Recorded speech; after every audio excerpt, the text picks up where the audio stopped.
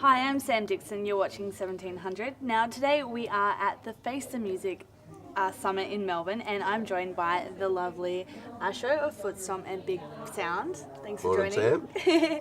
Now, bright and early. Now, Asho, you'll be talking on the music market panel today. Now, you've worn many hats in the industry. Tell us what brought you to where you are now in your career.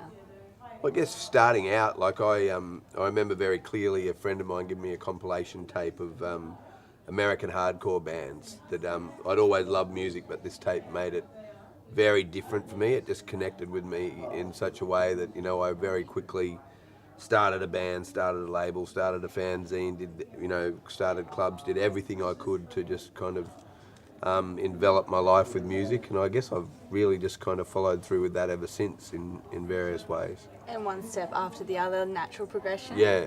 Right now we have awesome conferences like this, like Bigsound and The Push, and lots of forums that I guess industry up-and-comers can get involved in. Who was there to help you when you first started out? Well, there weren't really any organisations as such. It was just about aligning yourself with people who were kind of mentors. There's a few people that that are still my mentors, that were my mentors in the beginning and are still that way. And, I hope to be the same for other people, myself, for younger people coming through.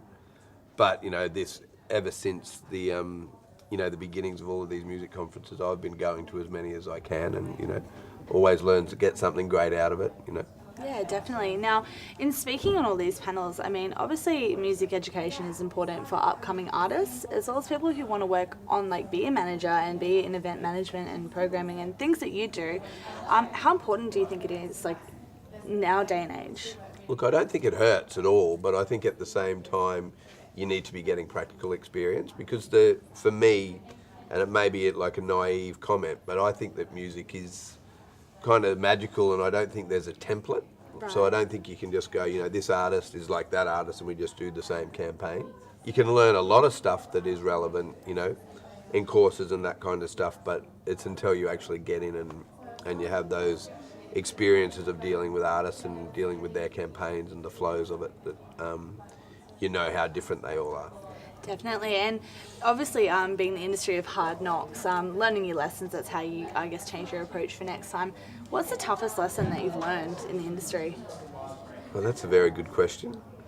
Off the top of my head, I remember very clearly doing a tour with Faith No More, and I was such a fan, and I kind of, after the gig in Brisbane, invited all my friends along to the after party, and I remember the manager getting onto my boss and going, he didn't show enough attention to the band. He just kind of turned it into a party with his friends, and my boss came down very hard on me for that. And it's one of the few times I remember going, okay, it's not all the party, And I think that's the biggest lessons for me, is to balance that stuff, balance the work and the play, because it's very intermingled and, Yeah, that is a tough lesson. It's hard to knock back a free drink. Yeah, well, straight off the bat, a lot of, industry insiders will be like, yeah, party, but yeah, it's all about hard work as well. And I think there's a real trick to that as well. I think because of the nature of the business and so much of it happening late at night at gigs and parties and that kind of stuff, I see a lot of people, getting their confidence from alcohol or whatever and then going and trying to do a deal or trying to do something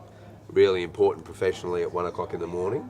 And I think that that's a mistake. And I guess to anyone getting involved in the industry, whether they be a musician or someone who wants to be an artist manager, what are, I guess your top 5 tips? It's really just one. I think I'd simplify it to one tip and just go, is this part of who you are? Do you really love it? Because it's not all, it's really, money should be very secondary, I think. So few people make a good living out of it. Lots of people can kind of eke out a lifestyle.